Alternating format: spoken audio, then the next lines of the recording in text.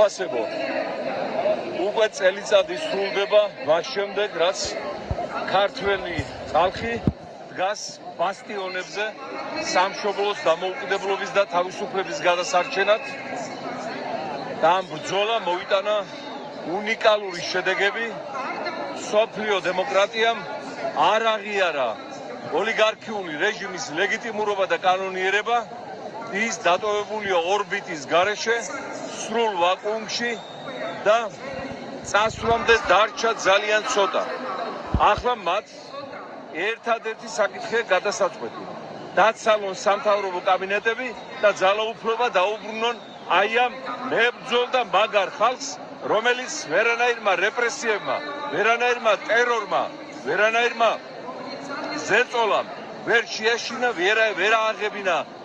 სამშობლოსათვის ბრძოლაზე ხელი და აჩვენეს მათ უნიკალური გმირობის მაგალითები ერთ წელიწადში ისეთი შედეგებია მიღწეული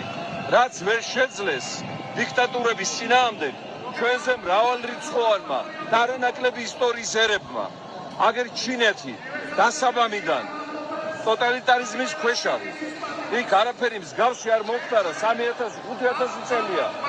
რუსეთის იმპერია 500 წელია დაარსდა და ვერ დაეხსნენ ტოტალიტარიზმს და დიქტატურას განვითარებული სპარსეთი დღემდე ტოტალიტარიზმის ჩექმის ქვეშაა ქართველებმა ისტორიულად სულ მოკლე პერიოდში ისე მოარწყვიეს და მოანგრიეს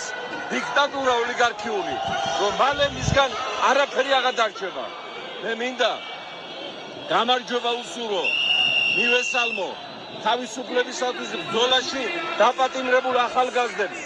ძველგაზრდებს ჩვენს ამაყ მამულიშვილებს რომლებიც ეხლაც იზოლატორებში არიან